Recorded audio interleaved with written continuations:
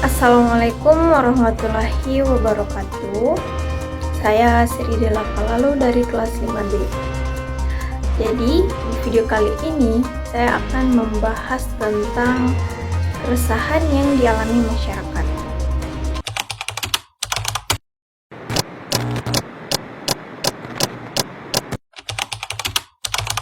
Pemirsa, gelombang PHK karyawan menghantui sejumlah industri. Rencana penyehatan keuangan yang berimbas pada pemutusan hubungan kerja atau PHK. Surat resmi pemutusan hubungan kerja atau PHK. Inilah akhir perjalanan panjang Transmart Pagi selama hampir 12 tahun. Beberapa tantangan seperti PHK adalah bagian dari penderitaan sebagai anak bangsa kita yang mengalaminya. Terkait keterlibatan oknum pegawai Kementerian Komunikasi dan Digital dalam kasus situs judi online. Pemirsa, judi online penuh dengan berikutnya pemirsa, maraknya praktik judi online sangat meresahkan karena sudah merambah hampir semua pendidikan di Indonesia masih menyimpan segudang permasalahan yang belum terselesaikan oleh pemerintah. Orang pendidikan kok bisa salah mengambil kebijakan? Yang jangan masih saat besar dalam sejarah SMP 75 tahun Indonesia berbeda yang belajar Namun di Indonesia, kesenjangan pendidikan masih terjadi. Jadi, keresahan ini biasanya muncul karena adanya masalah dalam kehidupan sehari-hari yang dimana memengaruhi rasa aman, nyaman, dan kesejahteraan mereka. Nah, di pembahasan kali ini tentu saja kita akan mengetahui apa-apa saja keresahan yang dialami masyarakat sekarang. Yang pertama yaitu ekonomi. Ekonomi adalah aspek paling mendasar yang memengaruhi kesejahteraan masyarakat. Rasa resah muncul ketika pendapatan itu tidak seimbang dengan biaya hidup. Harga kebutuhan pokok yang makin naik membuat daya beli masyarakat itu menurun. Nah, selain itu, pengangguran, gaji rendah, dan lapangan kerja yang terbatas juga itu dapat memperburuk keadaan. Ketika masyarakat tidak mampu memenuhi kebutuhan dasar seperti pangan, pendidikan, dan kesehatan, keresahan sosial akan semakin kuat. Masalah lain adalah kesenjangan sosial, di mana kelompok masyarakat kelas atas dapat dengan mudah mengakses kebutuhan gaya hidup modern, sedangkan untuk kelompok bawah itu kesulitan mencukupi kebutuhan harian. Ditambah lagi perkembangan teknologi dan otomatisasi menyebabkan banyak pekerjaan tradisional itu tergantikan oleh mesin, sehingga menciptakan pengangguran baru. Seperti di kasus 2020 ini yang sudah pernah kita lihat sendiri, di mana harga beras itu melonjak hingga 15.000 per kilo di berbagai daerah. Itu disebabkan karena gagal panen akibat cuaca ekstrim. Itu juga terjadi di daerah sendiri. Nah, ada juga beberapa perusahaan startup digital besar melakukan PHK massal ribuan pekerja karena kekurangan modal pasca krisis global. Ada juga di berita yang saya lihat, ada buruh di Jawa Barat itu melakukan protes karena UMR dianggap tidak cukup untuk memenuhi kebutuhan sehari-hari. Yang kedua ada keamanan. Rasa aman adalah kebutuhan dasar manusia. Namun, di tengah perkembangan zaman sekarang, tantangan keamanan semakin kompleks.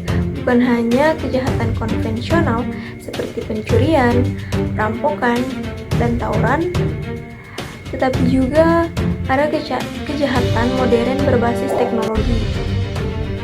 Keresahan muncul karena masyarakat itu merasa tidak terlindungi dari ancaman kejahatan, seperti kasus peredaran narkoba, tawuran antar kelompok, hingga penyalahgunaan teknologi itu membuat kondisi sosial rawan. Di sisi lain, lemahnya pengawasan hukum menambah rasa cemas masyarakat. Seperti ada kasus di 2020 ini. Yang pertama itu tentang kepolisian mengungkap jaringan judi online lintas negara dengan kerugian mencapai triliun rupiah. Ada juga banyak masyarakat tertipu modus phishing undangan digital yang menguras saldo. Dan terakhir ada juga kasus pencurian sepeda motor meningkat. Nah, terutama kendaraan parkir di permukiman padat. Yang ketiga ada lingkungan hidup yang rusak itu menimbulkan keresahan karena berpengaruh langsung terhadap kehidupan masyarakat. Banjir, tanah longsor, kekeringan, dan polusi udara adalah masalah besar yang dihadapi masyarakat. Nah, selain itu, penumpukan sampah, terutama sampah plastik, itu dapat memperparah kondisi sungai dan laut karena banyak orang-orang sekarang juga, masyarakat sendiri juga yang membuang sampah sembarangan. Nah, perubahan iklim global itu memperburuk situasi. Seperti hujan ekstrim itu menyebabkan banjir, sementara musim kering panjang itu dapat mengakibatkan gagal panen. Masyarakat cemas karena bencana alam semakin sering terjadi dan sulit diprediksi. Seperti di kasus 2025 ini, ada banjir besar di Kalimantan Selatan itu menenggelamkan ratusan rumah dan memaksa ribuan orang itu mengungsi. Ada juga polusi udara di Jakarta mencapai level tidak sehat selama berhari-hari.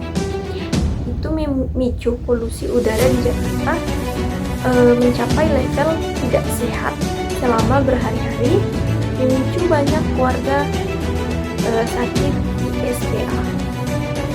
Ada juga Gunung Merapi erupsi awal 2025 ini membuat ribuan warga itu harus mengungsi. Yang keempat ada pendidikan. Pendidikan adalah investasi masa depan, tetapi masih menjadi salah satu sumber keresahan masyarakat.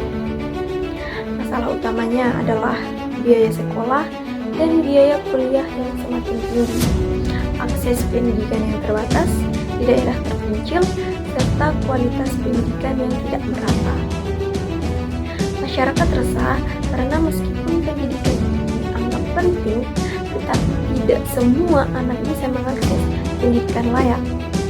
Karena ada keluarga yang berpenghasilan rendah seringkali terpaksa menghentikan pendidikan anaknya. Selain itu, penyimpangan kualitas antar sekolah di kota besar di desa itu sangat-sangat jelas terlihat.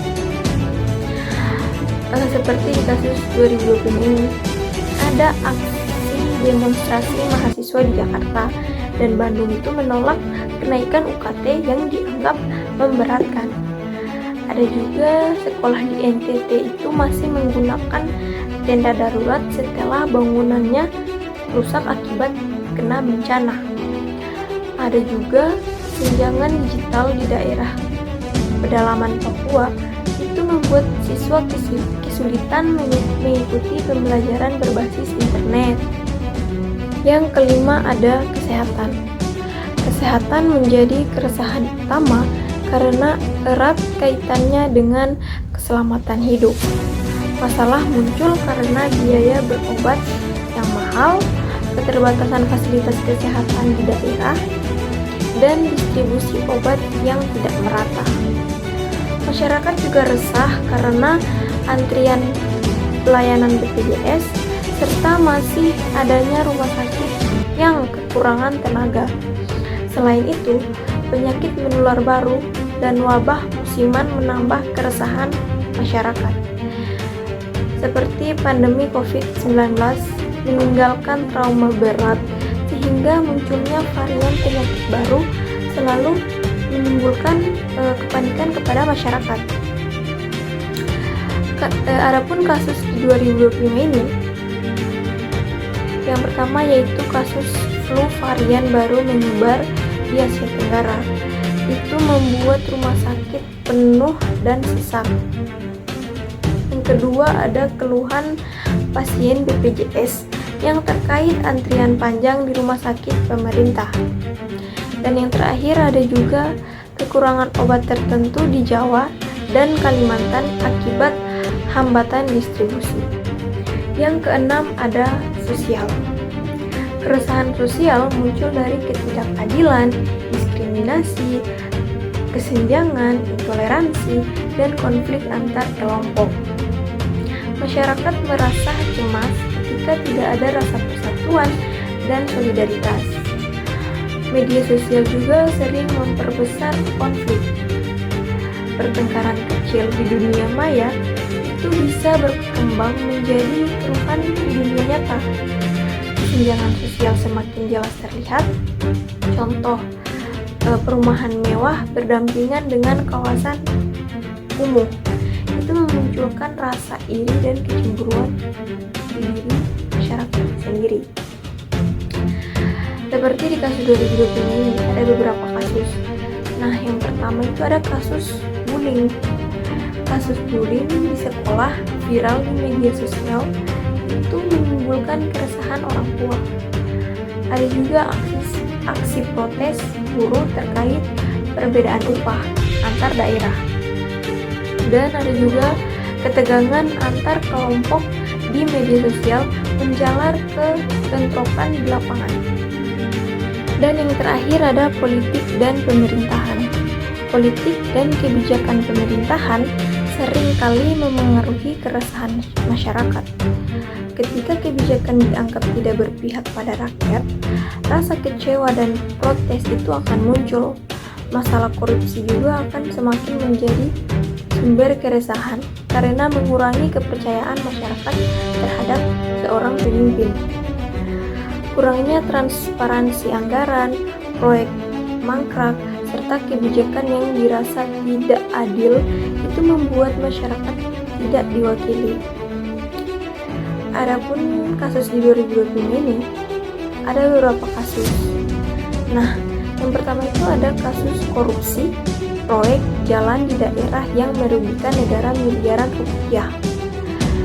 Yang kedua ada kenaikan harga BBM dan listrik karena pengurangan subsidi itu menimbulkan keresahan masyarakat, keresahan di rakyat kecil. Dan yang terakhir itu ada proyek infrastruktur mangkrak di beberapa daerah menimbulkan kritik masyarakat karena dianggap pemborosan anggaran.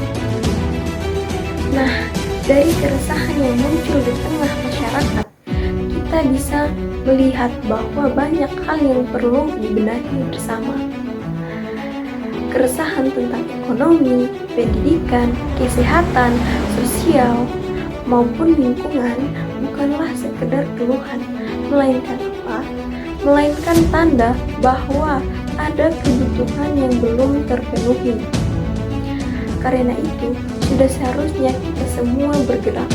Pemerintah perlu menghadirkan kebijakan yang lebih adil dan tepat sasaran, terutama dalam membantu masyarakat yang kecil, masyarakat yang kurang mampu, yang paling merasakan dampak kesulitan hidup.